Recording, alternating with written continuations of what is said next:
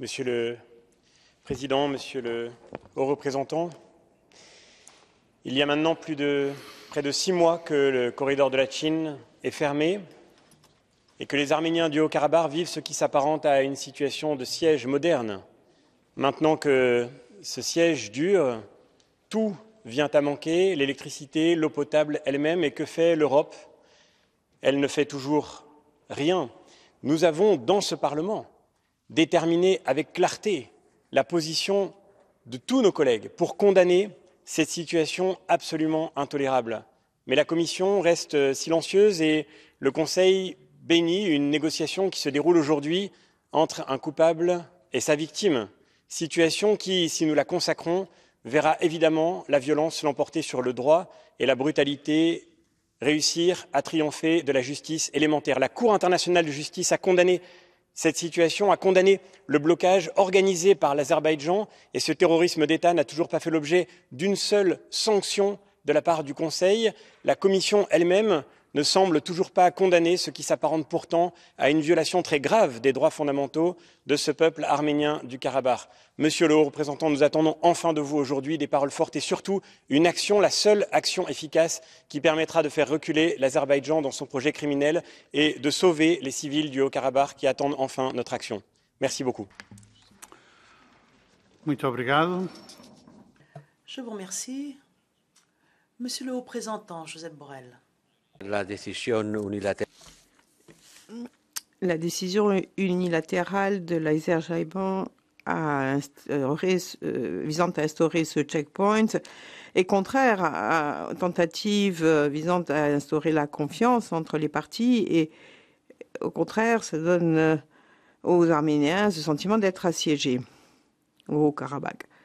Mais notre mission, puisque vous y avez fait référence en nous demandant ce que nous faisons, mais notre mission a fait ce qu'elle doit faire en suivant son mandat. Le corridor de Latchine n'est pas dans le territoire couvert par la mission. La mission se trouve dans des zones territoriales qui sont à la frontière avec l'Arménie et observe l'entrée du corridor de Latchine, mais le corridor lui-même n'est pas sous compétence de la mission. Alors, que faisons-nous? Nous sommes engagés pour trouver une solution à ce problème. Ne nous dites pas que nous ne faisons rien.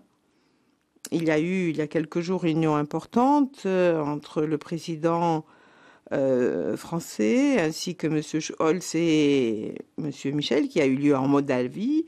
Il va y avoir pendant une autre réunion convoquée par M. Michel à Bruxelles le 21 juillet.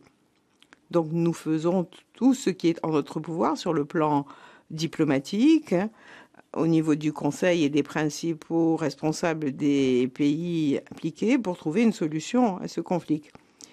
Il est bon d'ailleurs que les deux chefs d'État et de gouvernement ont dit qu'ils étaient prêts à poursuivre les négociations sur la base de la reconnaissance de la souveraineté et intégrité territoriale de leurs deux pays.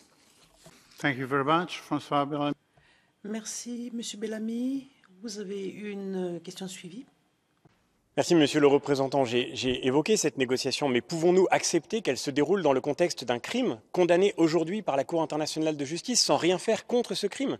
Ce serait indiquer que nous acceptons qu'il y ait aujourd'hui une situation d'injustice fondamentale qui serve de contexte à cette discussion entre, je le répète, un coupable et une victime. Et nous n'avons pas le droit d'accepter cela, car encore une fois, si nous laissons faire cela, alors nous laisserons faire toutes les situations dans le monde, et je sais que nous en connaissons beaucoup et que nous les dénonçons à raison, toutes les situations dans lesquelles la violence tente de l'emporter sur le droit. Je le redis, nous ne pourrons mener cette négociation dignement que si nous commençons par sanctionner le crime de l'Azerbaïdjan, et la moindre sanction n'a pas commencé d'être mise sur la table. C'est évidemment une faute pour l'Union européenne si elle est digne de son rôle. Merci beaucoup.